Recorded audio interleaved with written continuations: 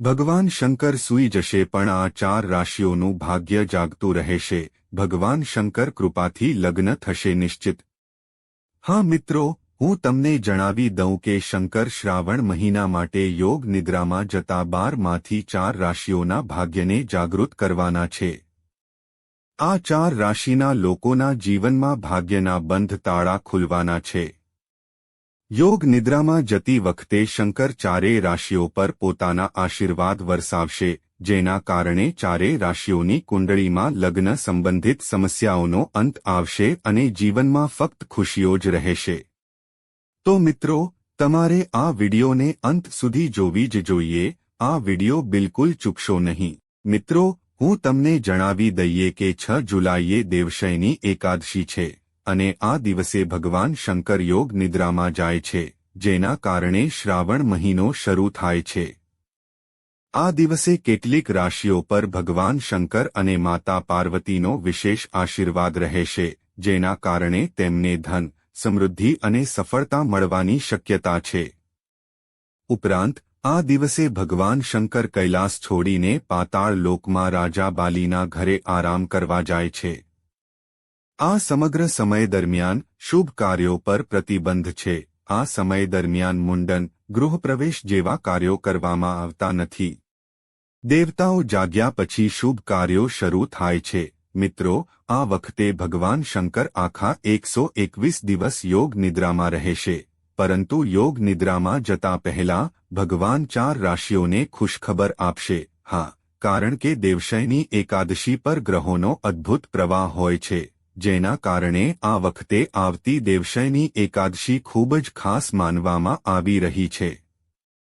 હકીકતમાં આ સમય દરમિયાન બુધ, ગુરુ અને શુક્ર જેવા મોટા ગ્રહો તેમની ગતિ બદલી રહ્યા છે, જેના કારણે ત્રિપુષ્કર યોગ, સાધ્ય યોગ અને રવિ યોગ પણ બની રહ્યા છે.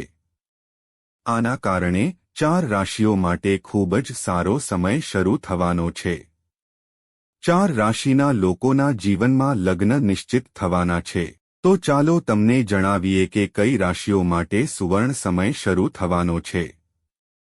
તો મિત્રો, વિડિયોમાં આગળ વધતા પહેલા કોમેન્ટ બોક્સમાં ભક્તિભાવથી ભગવાન શંકર અને માતા પાર્વતીનો જાપ કરો અને વિડિયોને લાઇક કરો, ચેનલને સબસ્ક્રાઇબ કરો અને શેર કરો, જેથી ભગવાનની કૃપા હંમેશા તમારા બધા પર રહે અને તમારા જીવનમાં આવતી બધી સમસ્યાઓ ભગવાનની કૃપાથી સમાપ્ત થઈ શકે.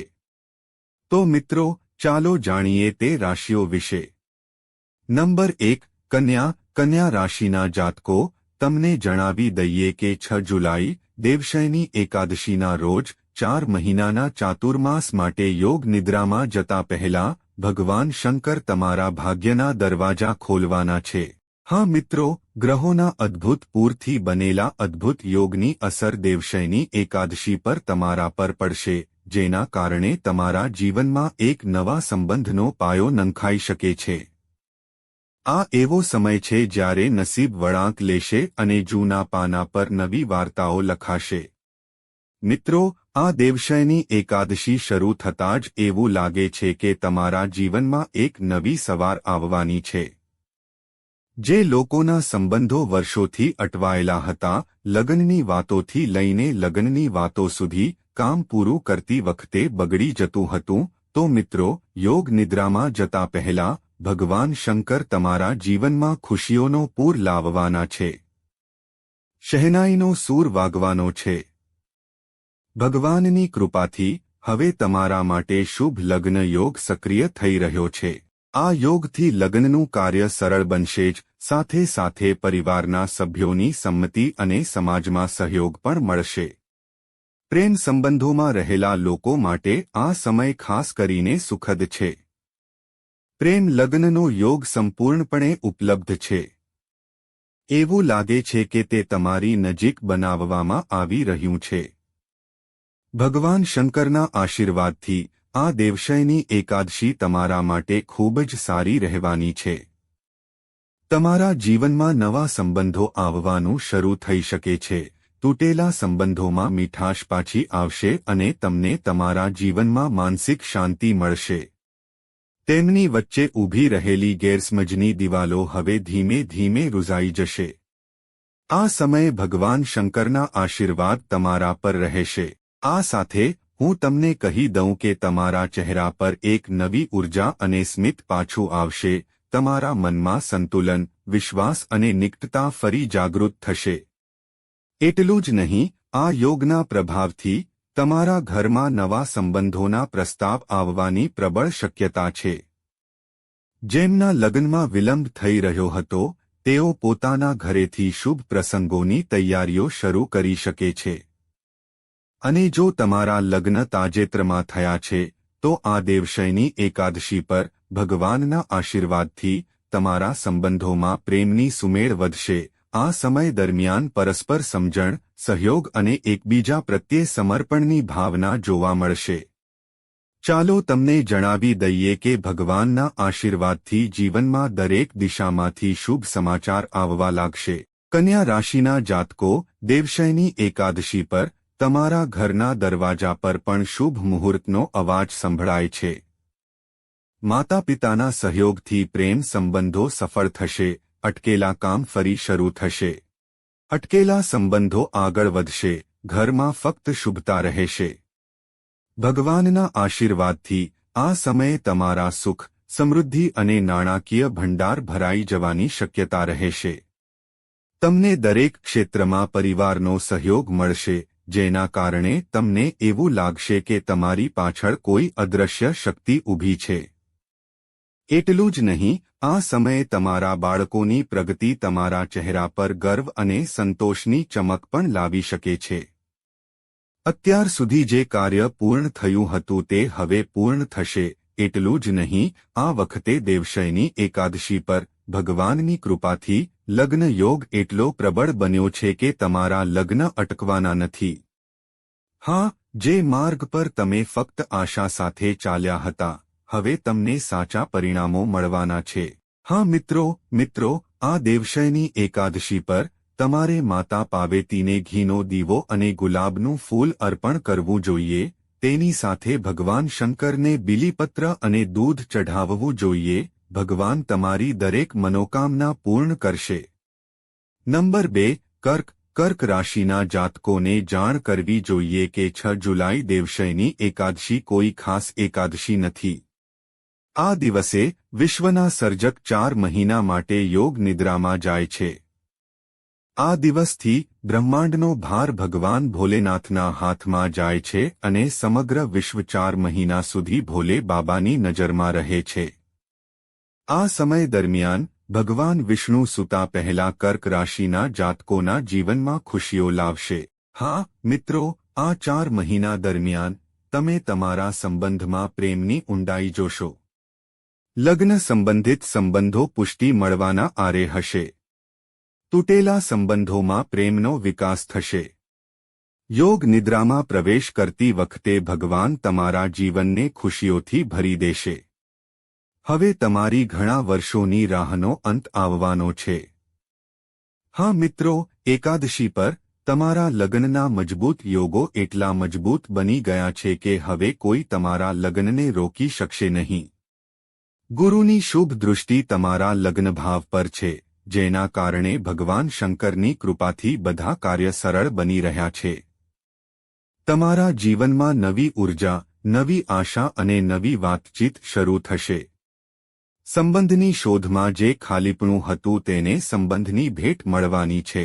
જે લોકો લાંબા સમયથી પોતાના સંબંધોમાં સમસ્યાઓનો સામનો કરી રહ્યા હતા, તેમના માટે આ મુલાકાત અને સમજણનો સમય હશે. જૂની ફરિયાદો વાતચીત દ્વારા ઉકેલાઈ જશે અને સંબંધ ફરી શરૂ થઈ શકે છે. જો તમે ખરેખર કોઈને પ્રેમ કરો છો તો સાવચેત રહો, કારણ કે આ સમયે તમને પ્રેમ પ્રસ્તાવ મળી શકે છે. ફક્ત પ્રસ્તાવ જ નહીં, તમારા સંબંધને સમાજ અને પરિવારની મંજૂરી મળવાની પ્રબળ શક્યતા છે. હવે પરિવારમાં ખુશી અને સંતુલનનો સમય પાછો આવવાનો છે. ઘરમાં સકારાત્મક વાતાવરણ રહેશે. ભગવાન શંકર સૂઈ જાય તે પહેલા તમને તમારા માતાપિતાનો સહયોગ મળશે અને પ્રેમ લગ્નની પ્રબળ શક્યતા રહેશે. મિત્રો, નાણાકીય પરિસ્થિતિ વિશે વાત કરીએ તો આ સમયે નાણાકીય પરિસ્થિતિમાં કોઈ સમસ્યા નહીં હોય. જૂના રોકાણોથી તમને લાભ મળવાની આશા રહેશે. આ બધું તમારા માટે રાહતનું કારણ બની શકે છે. વ્યવસાય કરતા લોકોને નફાના વિકલ્પો મળશે અને ઇચ્છિત પ્રમોશન અથવા નવી જવાબદારી મળવાના સંકેતો છે. આ દેવસાયણી એકાદશી પર જો તમે ક્યાંક મુસાફરી કરવાનું વિચારી રહ્યા છો તો મિત્રો, તમને આ યાત્રાનો લાભ મળશે. તમારી યાત્રા સફળ થશે. ભગવાનની કૃપાથી લાંબા સમયથી દેખાતું કાર અને જમીન ખરીદવાનું સ્વપ્ન હવે પૂર્ણ થશે. પરંતુ એક નાનો ઉપાય આ ઉર્જાને વધુ વધારી શકે છે. મિત્રો, દેવસાયણી એકાદશી પર ભગવાન નારાયણને તેમના પ્રિય ચંદન તુલસી કા અવશ્ય પ્રભુ કૃપા બાની રહેગી અર્પણ કરો. નંબર 3. સિંહ. તમને જણાવી દઈએ કે દેવસયાની એકાદશી પર સિંહ રાશિના લોકો ભગવાનનું અમૃત પ્રાપ્ત કરવાના છે. હા મિત્રો, જેના કારણે બ્રહ્માંડની શક્તિઓ સીધી તમારા પક્ષમાં ઊભી રહેવાની છે અને ભગવાનના આશીર્વાદથી આ સમયે તમારી કુંડળીમાં લગ્નની પ્રબળ શક્યતાઓ બની રહી છે, જે તમારા જીવનમાં ખુશીઓ લાવશે. હવે જે લોકો જીવનસાથીની શોધમાં હતા, તમારી શોધ પૂરી થઈ શકે છે. તમારા જીવનમાં એક એવી વ્યક્તિ આવી શકે છે જે તમને ફક્ત સમજશે જ નહીં, પણ તેના જીવનનો કાયમી ભાગ બનવા માટે પણ તૈયાર છે. આ દેવસયાની એકાદશી તમારા માટે ખૂબ જ શુભ સંકેતો લાવશે અને વ્યવસાયિક લોકોને તેમના વ્યવસાયથી ફાયદો થશે. લોકોને પ્રમોશન અથવા કરાર મળી શકે છે. તમારી છબી દરેક જગ્યાએ મજબૂત અને પ્રભાવશાળી બનશે.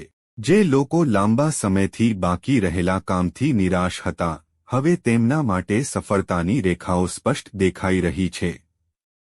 સુખસુવિધાઓમાં વધારો, સમાજમાં માનસન્માન, કાર્યમાં પ્રગતિ, આ બધું મળીને તમારા આત્મવિશ્વાસને નવી પાંખો આપશે. જે સિંહ રાશિના લોકો પહેલાથી જ પરિણીત છે, તેમના લગ્નજીવનમાં નવી મીઠાશ આવવાના સંકેતો છે. પરસ્પર સંબંધો, પ્રેમ અને સંતુલન પહેલા કરતાં વધુ સારું રહેશે. બાળક મેળવવાની યોજના બનાવી રહેલા લોકો માટે સમય આશાવાદી છે. તમારા બાળકની પ્રગતિ અને સફળતાથી તમને શાંતિ મળશે. શાંતિનું વાતાવરણ સર્જાશે. આ સમયે તમે કોઈ નવો પ્રોજેક્ટ, વ્યવસાયિક વિચાર અથવા સાઇડ વેન્ચર શરૂ કરવા માંગી શકો છો, તો સમય સંપૂર્ણપણે અનુકૂળ રહેશે. ભગવાનની કૃપાથી તમે તમારા બધા પ્રયત્નોમાં સફળ થશો.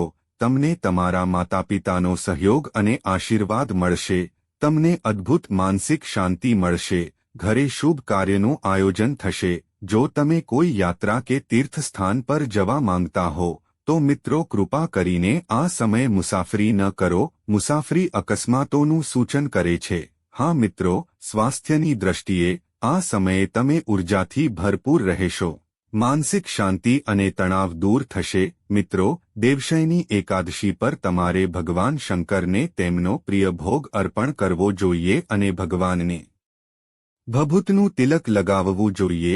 તમને 4 મહિના સુધી ભગવાનના આશીર્વાદ મળતા રહેશે. હા મિત્રો.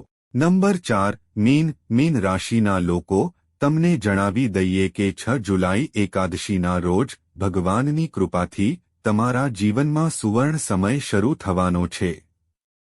હા મિત્રો, આ દેવસયાની એકાદશી પર 4 મહિના માટે યોગ નિદ્રામાં જતા પહેલા ભગવાન તમારા સૂતેલા ભાગ્યને જગાડશે.